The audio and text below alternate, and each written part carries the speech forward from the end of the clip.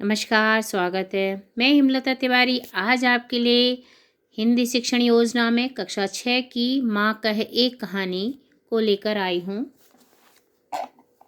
कक्षा, दिनांक, विषय और समय। कक्षा 6 आपका दिनांक जिस दिन पढ़ा उस दिन के अंकित करें। विषय आपका हिंदी, समय 35 से 40 मिनट। लर्निंग आउटकम जो रहेंगे, बच्चे माँ के बारे में अपने विचार भली भांति व्यक्त कर लेते हैं। बच्चे जीवन में माँ की अहमियत को समझते हैं। बच्चे प्रश्नों को सुनकर उत्तर देने में सक्षम हैं। दया, क्षमा, ममता, आदर जैसे मानवीय गुणों से परिचित हैं। बच्चे यशोधरा और राहुल के संवाद के विचारों द्वारा अभिव्यक्त कर लेते हैं। प्रकरण है माँ कहे एक कहानी भाग 1। और सहायक सामग्री, दीक्षा ऐप पर उपलब्ध सामग्री, श्यामपट, चौक, राहुल और यशोधरा का चित्र, हंस का चित्र, मैथिली शरण गुप्त जी का चित्र, सीखने सिखाने की प्रक्रिया व गतिविधियाँ। शिक्षण की शुरुआत में शिक्षिका बच्चों से पूर्व ज्ञान पर आधारित प्रश्नों द्वारा कक्षा शिक्षण की शुरुआत करेगी। बच्चे की प्रथम शिक्षिका कौन होती है? रात में हमें कौन कहानी सुनाता है?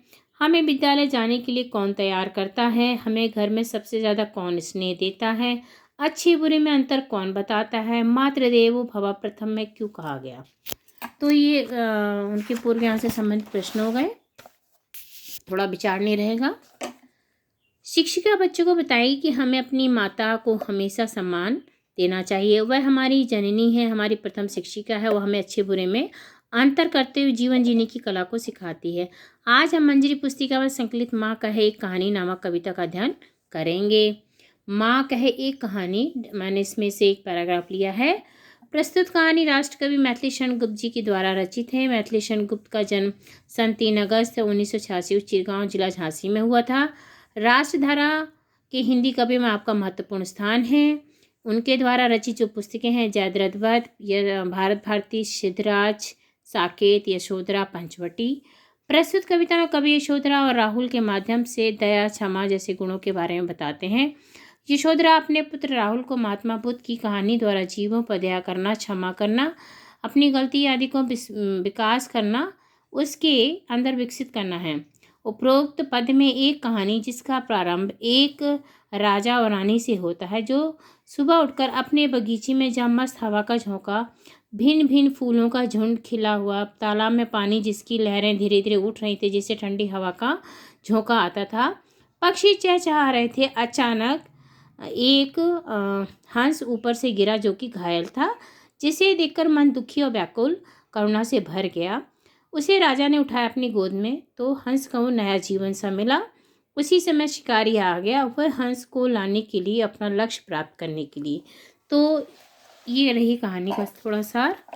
अब जो कठिन शब्द हैं, सुरभि, सुगंध, तात, पिता, हिमबिंदु, बर्फ की बूंदें, खग, पक्षी, शर, बाण, करुणा, दया, आखेटक, शिकारी।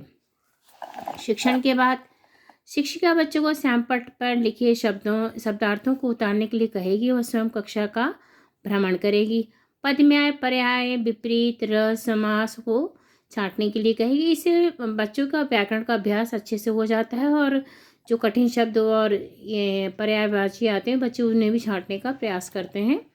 विपरीत पर्याय में आएगा सुरभि, खग, उपमान, तात, माँ, अखेटक। विपरीत में सुरभि, उपमान, तात। रस में करुणरस है, इसमें समास द्विगु समास। प्रदत्त ग्रह क्या है? निम्नलिखित शब्दों को वाक्यों में प्रयोग करो।